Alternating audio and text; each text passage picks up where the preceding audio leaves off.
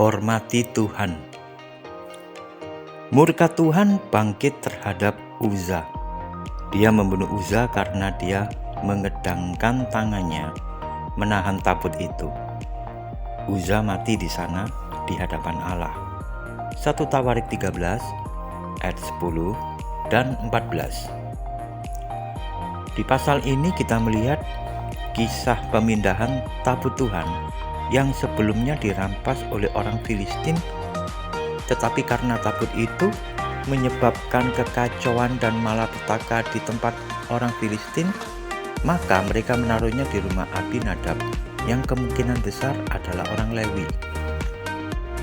Ketika Daud bermaksud memindahkan tabut itu ke Yerusalem, maka tabut itu diperlakukan dengan cara yang salah.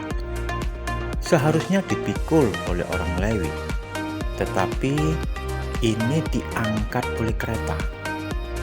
Semua orang terlibat dalam proses yang salah, termasuk Daud. Akibatnya anak Abinadab, Uza, secara tidak sengaja memegang tabut itu karena tergelincir dari kereta.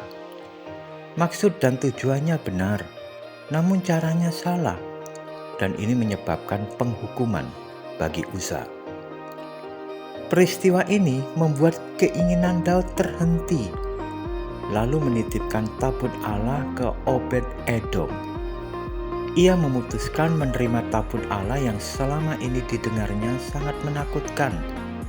Bagaimana penduduk kota Asdod ditekan oleh Allah ketika tabut itu ada di sana, dan bagaimana resiko yang besar serta pasti merepotkan untuk mengurus tabut itu. Dan kejadian terakhir adalah cerita tentang kematian Uza. Walau begitu, dia tetap menerima tabut Allah itu masuk ke dalam rumahnya. Dia pelajari sungguh-sungguh bagaimana cara menghormati Allah yang dilambangkan dengan tabut itu. Dia belajar dari kesalahan Uza yang sembrono ketika ada di dekat Tuhan. Dia belajar bagaimana kemenangan selalu hadir saat bangsa Israel membawa tabut itu dalam peperangan. Dan Alkitab mencatat, hanya dalam waktu 3 bulan, Obed-Edom dan seisi rumahnya diberkati Tuhan. Keluarganya menjadi buah bibir banyak orang, hingga kabar itu sampai ke telinga Daud. Anak-anak dari Obed-Edom sangat diberkati dan menjadi orang penting. Kedudukannya sendiri juga diangkat. Hidupnya diubah total karena dia berhasil menghadirkan Tuhan untuk dirinya dan seisi rumahnya dengan cara yang benar. Belajarlah dari pengalaman ini.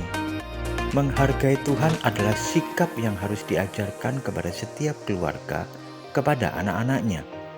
Dunia penuh dengan olokan kepada Tuhan dan kekudusannya. Jangan pernah ikut terlibat di dalam olokan tersebut.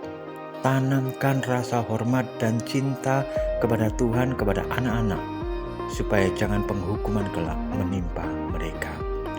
Tuhan Yesus memberkati kita semua. Amin.